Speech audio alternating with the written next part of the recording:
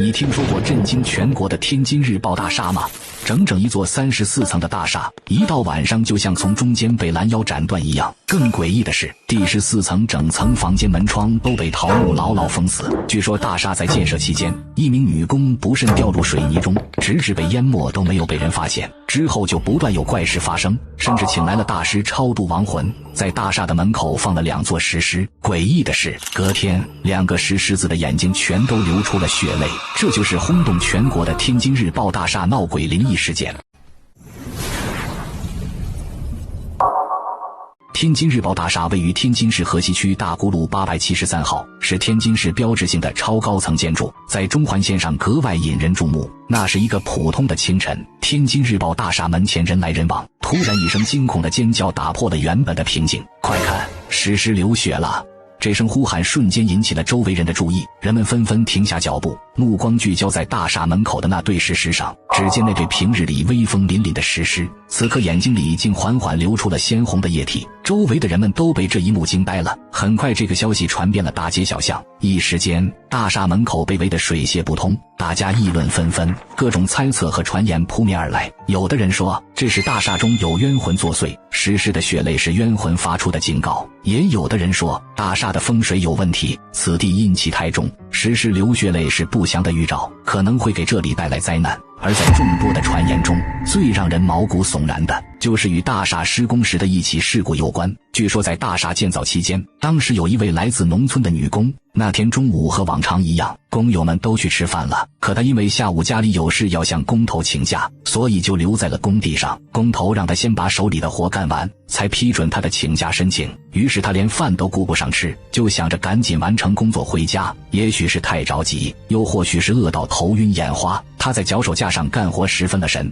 一脚踩空，整个人失去重心，重重地摔了下去。巧的是那时14楼的天台刚刚完成水泥浇灌，她一头扎进了水泥潭里，由于没有着力点，身体很快就陷进了深深的水泥潭中。她拼命挣扎，却越陷越深。她大声呼救，可在10几层楼的高处，加上工地上轰隆的机械声，她的声音根本传不出去。慢慢的，水泥没过了她的口鼻，她再也发不出一点声音，整个人就这样被水泥吞没。下午，工友们继续开工，大家看到女工没来，都以为她已经请假回家了。工头发现女工的活没干完，也只是单纯的以为她有急事先走了，并没有当回事。直到1个星期后，女工的家人迟迟等不到她回家，找到了项目部，工头这才意识到女工失踪了。他问遍了工地上所有的工人，得到的答案都是没见过女工。家属倍感无奈，从工头那里结清了女工的工资后，就离开了工地。谁能想到这个不幸的女工，就以这样一种悲惨又离奇的方式和这栋大楼永远的结合在了一起。但没过多久，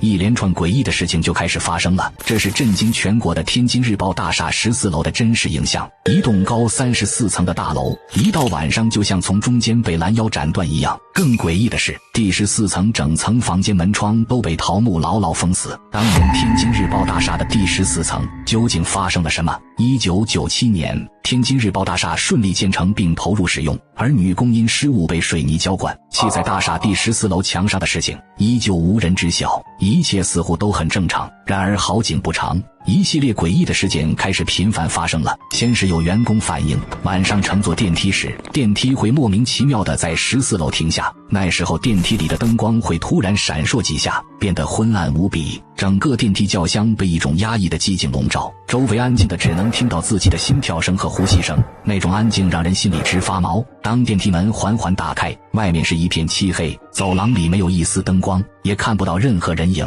员工们吓得大气都不敢出，赶紧按下关门键，有的人甚至被吓得浑身发抖，冷汗直冒。一开始大家都以为是电梯故障，可叫来维修人员检查后，电梯却没有任何问题，这就让人更加觉得诡异了。之后的一天深夜，2名保安像往常一样在大厦里巡逻，当他们乘坐的电梯到达14楼时，也发生了一件怪事。电梯门缓缓打开，一个穿着工作服的女人直勾勾地站在门口，死死地盯着他们。保安们以为自己看花眼了，可就在这时，电梯里的应急灯突然闪烁起来，整个电梯间忽明忽暗。等应急灯再亮时，那个女人却消失得无影无踪。2名保安当场就被吓得瘫倒在电梯里，脸色苍白，手脚冰凉。嘴里还不停地说着胡话。他们两个惊魂未定地走出电梯后，立刻向领导报告了这件事情。领导听后也感到十分震惊，他决定亲自查看监控录像。然而当他调出14楼的监控画面时，却发现画面中只有2人惊恐的表情，并没有那个女人的身影。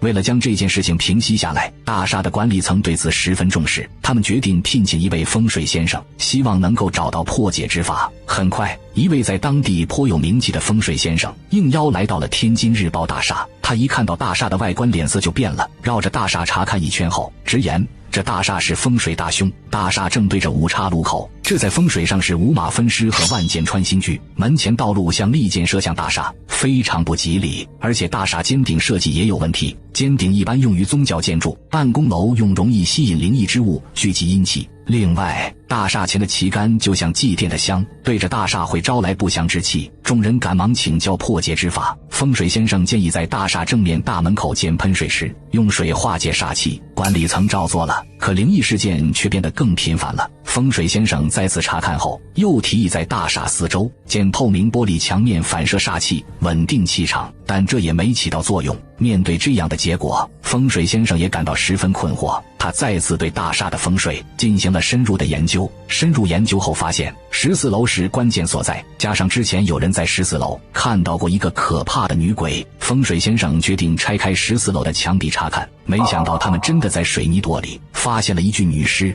而这个女尸正是失踪多年的那个女工。为了避免再有不好的事情发生，从那以后第14层整层房间的门窗都用桃木牢牢封死了。因为桃木在风水中被视为镇宅之宝，能够镇压不祥之气，防止外邪入侵。果然自那以后，大厦内再也没有发生过灵异事件了。难道真是风水大师的方法起了作用了吗？其实风水说法更多的是受到人的心理作用。当人们遇到一些异常现象时，很容易将其与风水联系起来，从而产生各种灵异传说。后来根据官方声明以及相关资料证实，14楼被封是出于实际的功能需求。作为一个新闻媒体机构，天津日报每天都有大量的照片需要冲洗，而冲洗照片需要一个黑暗的环境，以避免光线对照片冲洗过程的干扰。因此14楼被封闭起来，是用于满足照片冲洗的特殊要求。而大厦门口实施流出血泪，很可能是由于自然因素或人为因素造成的。石狮通常是由石头制成，长期暴露在自然环境中，表面会受到风雨侵蚀、氧化等影响，可能会出现一些颜色和质地的变化。此外，也有可能是有人故意在石狮的眼睛上涂抹了红色的液体，制造出流出血泪的假象，以达到某种目的。至于大厦内发生的其他灵异事件，以及关于大厦内藏有女尸的说法，有人猜测这很可能是竞争对手编造的谣言，